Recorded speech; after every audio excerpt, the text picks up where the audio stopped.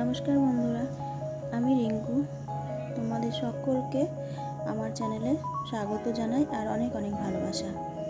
তো আজ সকাল সকাল ঘুম থেকে উঠলাম বৃষ্টির মুখ দেখে। সারা রাতই যেন বৃষ্টি হচ্ছে, তবে জোরে না, আস্তে আস্তে। তো যাই হোক, বেশ ভালোই লাগছে। একটু গরমের হাত থেকে তো মুক্তি পেয়েছি, কারণ এই গরমে ভীষণই সমস্যা হয় জানো তো আমার, যেহেতু আমার স্কিনের প্রবলেম নিয়ে ভুগছি, যার জন্য। তো ঘর ঝাড় দিচ্ছিলাম, তো ঘর ঝাড় দিতে দিতে দেখো সবজিওয়ালা এসছে। তো আমি আজকে বাড়ির উপর থেকে কিছু সবজি নিয়ে নিলাম, কারণ বৃষ্টি হচ্ছে তো, তাই আর ওকে বলবো না আজকে আর কিছু আনতে যেতে, বাজারে গেলে ভিজে যাবে, যার জন্য আমি বাড়ির উপর থেকে কিছু কিনে নিলাম। তো দেখো সবজি কিনে আবার চলেও এলাম। আর ওই রাস্তাটা জানো তো প্রচুর কাদা হয়েছে, আমাদের সামনের ওই রাস্তা বেরোনোর, যার জন্য আমি ওইভাবে আসছিলাম। তো যাই হোক, এদিকে সবজি নিয়ে এসে আগে প্রথমেই আমি গ্যাসটা মুছে নিলাম। আর গ্যাস মুছে আমার জন্য দুটো ব্রেড ছেঁকে নেব আর চা করে নেব। এখনও পর্যন্ত চা খাইনি, ঘুম থেকে উঠেই আগে ফ্রেশ হয়েছি, ফ্রেশ হয়েই রান্নাঘরটা ঝাড় দিয়ে নিলাম। নিয়ে এই যে সবজিওয়ালা এলো, সবজি আনতে গেলাম। তো সবজি এনে আরও বাদ বাকি যে ঘরগুলো ছিল সেগুলো ঝাড় দিয়ে পরিষ্কার করে ফেললাম, কারণ সকালবেলা বাসি ঘর তো ঝাড় দেওয়া হয়েছিল না। আর বৃষ্টি হচ্ছে তো, ঠান্ডা ঠান্ডা ওয়েদার, যার জন্য একটু লেট হয়ে গেছে উঠতে।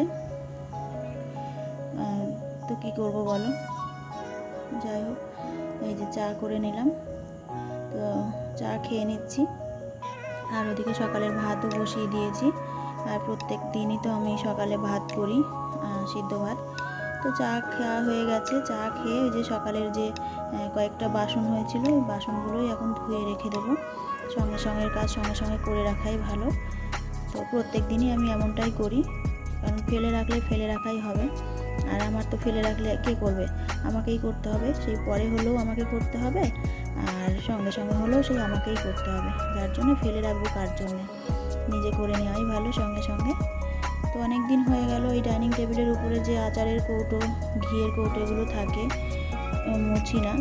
তো আজকে ভাবলাম মুছে নিই ভালো করে, কারণ একটু তেলচিটা হয়ে গেছে। তো ট্রেটা ভালো করে আগে ধুয়ে নিয়ে আসলাম, নিয়ে মুছে এবার এগুলো রেখে দেবো। আর ওই যে লাকি বাম্বুটা দেখছো, ওই লাকি বাম্বুটা কিন্তু আমার অনেক দিনের শখ ছিল, আমি নিয়ে এসেছি। আর এর কিভাবে যত্ন করতে হয় আশা করছি সবাই জানো, তবুও বলছি। এর খাবার হিসাবে কি ব্যবহার করি আমি, বা এর জল কতদিন পর পর জল পাল্টাতে হয়, এগুলো যদি কেউ জানতে চাও তাহলে আমাকে বলো, আমি বলে দেবো। তো যাই হোক, ওদিকে আবার কি বলো তো, রান্নাঘরে কাজ করছিলাম, 9টা বেজে গেছিলো।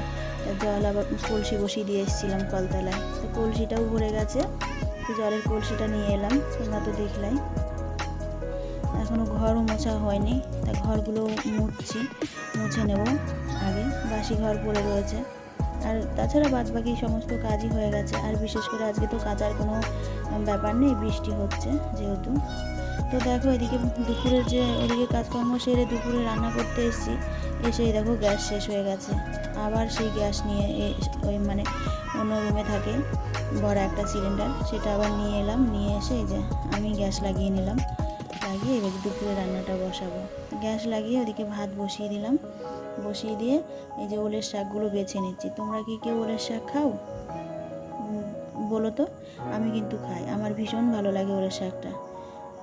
ওলের শাকটা খাবো বলেই কিন্তু আজকে ওলের ডাঁটা নিয়েছি, নইলে কিন্তু নিতাম না। শাকগুলো ভীষণই কচি, আর এরকম কচি কচি ওলের শাক ভাজা করলে না বেশ ভালো লাগে খেতে। তো যাই হোক, চলো তোমাদের একবার দেখিয়ে দিই। এই যে ওলের শাক ভাজা, ডিম দিয়ে আলু দিয়ে ঝোল, মাছের ঝোল করব আমার আর মেয়ের জন্যে। আর ওদিকে কাঁঠালের বীজ দিয়ে ওলের ডাঁটা চচ্চড়ি। তো প্রথমেই আমি মাছগুলো ভালো করে ভেজে নিলাম।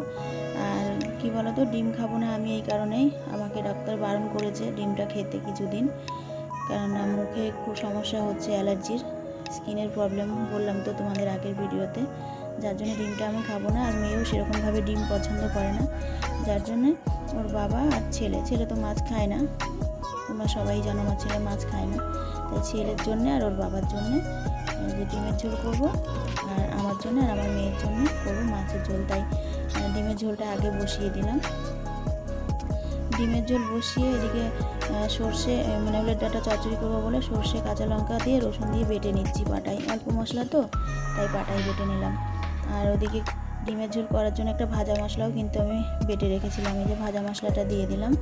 ডিমের ঝোলে না ভাজা মশলা দিলে কিন্তু বেশ ভালো লাগে জানো, তাই আমি ডিমের ঝোলে গরম মশলার থেকে এই ভাজা মশলাটাই ব্যবহার করি। তো এদিকে ডিমের ঝোলটা নামিয়ে নিয়েছি, আর এদিকে আমি মাছের ঝোলটাও বসিয়ে দিচ্ছি। আর আজকে রান্না করতে করতে জানো তো খুব লেট হয়ে গেছিলো, মানে অনেকটাই টাইম হয়ে গেছিলো, কি করব। তো যাই হোক, টাইম হলেও কিছু করার নেই, লেট 2-1 দিন হবেই। তো এদিকে দেখো আমার সমস্ত রান্না হয়ে গেছে, তো সব টেবিলেই সাজিয়ে গুছিয়ে রেখে দিলাম এভাবে দিয়ে। এবার রান্নাঘরটা পরিষ্কার করব। রান্নার পরে রোজ দিন আমার যে কাজটা থেকে থাকে গ্যাস পরিষ্কার করা, গ্যাস পরিষ্কার করব।